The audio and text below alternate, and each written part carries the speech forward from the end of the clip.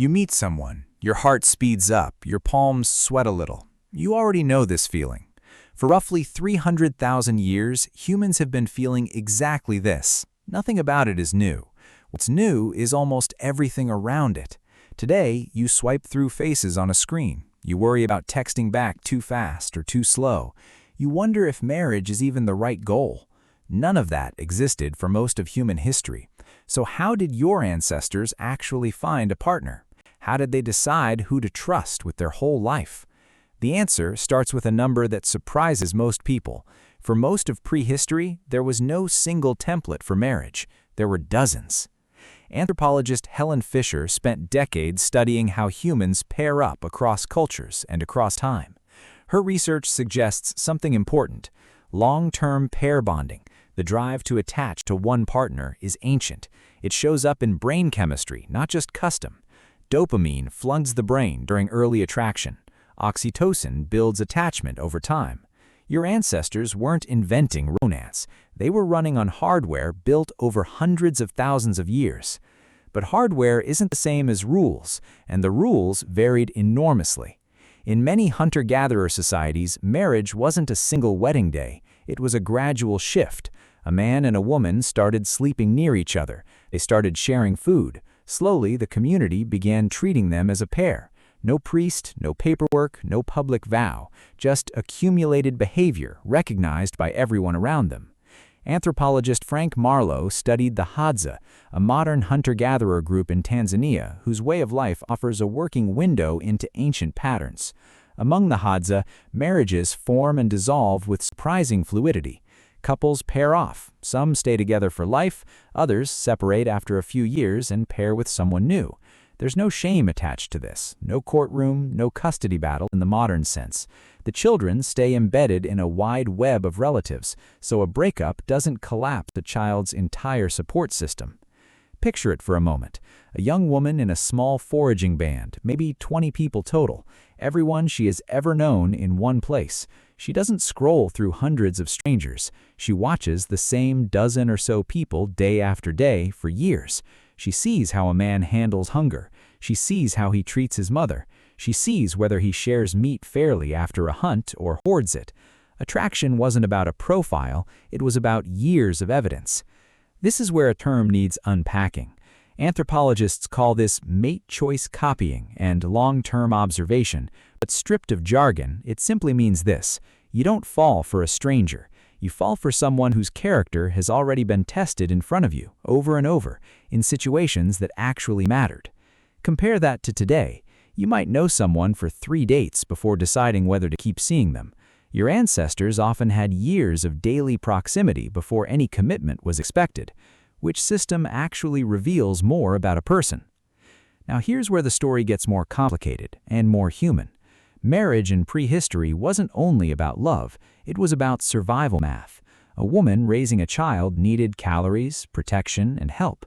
A man alone, especially a young one, often struggled to secure enough resources or status without a partner and her kin network. Marriage solved logistical problems as much as emotional ones. Primatologist and anthropologist Sarah Blaffer-Hrdy has argued something that reframes the entire picture of ancient parenting and partnership. Human children are unusually expensive to raise compared to other primates. They're born helpless and stay dependent for over a decade. Hrdy's research points to something called cooperative breeding. Married mothers rarely raised children alone. Fathers helped, but so did grandmothers, aunts, uncles, and older siblings. A single partnership wasn't the whole safety net. It was one thread in a much larger web. This changes how we should picture prehistoric romance. It wasn't two people against the world. It was two people joining two networks. When a man and a woman paired up, their entire bands often became linked. More trading partners, more potential allies, more people to help during a bad season. Marriage was, in a very real sense, diplomacy. Archaeological evidence backs this up in unexpected ways. Genetic studies of ancient skeletal remains across Europe show patterns of women often moving to live with a partner's community, while men tended to stay near where they were born. This pattern, visible in isotope analysis of teeth and bone, tells us where people grew up versus where they died. It suggests marriage regularly stitched separate communities together, generation after generation, preventing any single group from becoming too isolated or too inbred.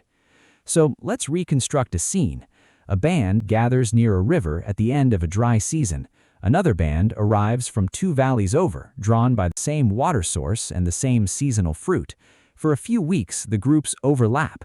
Young people who've never met before suddenly have new faces to notice. A young man notices a young woman skillfully cracking open tough seed pods that his own group struggles with. She notices he shares the meat he catches without being asked twice. Small moments, testable character. Over the following seasons, if the pattern holds, and if both bands are willing, a pairing forms. It isn't rushed, it's road-tested. Now, here's where the counterintuitive twist happens. Most people don't expect. Strict, permanent, monogamous marriage as a rigid social requirement wasn't the ancient default everywhere. In many foraging societies, relationships were more flexible than modern marriage norms suggest, allowing separation and repairing without the same stigma attached today. Meanwhile, in some other ancient and early agricultural societies, marriage became rigid, sometimes arranged for political or economic reasons rather than personal choice, especially once farming created property, inheritance, and wealth worth protecting. Ironically, the very thing many people assume was traditional about marriage, strict, permanent, tightly controlled, may actually be a relatively recent invention layered on top of a much older, more flexible foundation. Here's the mirror back to your own life. When you swipe past 100 faces in an evening, you're doing something your body was never designed for. Your brain runs on ancient circuitry built for observing a dozen familiar people over years, not evaluating strangers in seconds. When you feel exhausted by dating apps, that's not a personal failing. That's a mismatch between ancient wiring and a modern environment, moving faster than your instincts ever evolved to handle. And when you crave more than romance, when you want a partner who brings you into a wider circle of people who care about you, that instinct is ancient too. Your ancestors never expected one person to be their entire support system. They built villages of support around every pairing. Maybe the loneliness so many people feel today isn't about failing to find the one. Maybe it's about losing the web of extended relationships that used to surround every relationship in the first place. You meet someone, your heart speeds up, your palms sweat a little. For 300,000 years, that feeling has meant the same thing. It's your ancestors, still running the oldest program they ever wrote, quietly asking the same question they always asked. Can I trust this person with my life?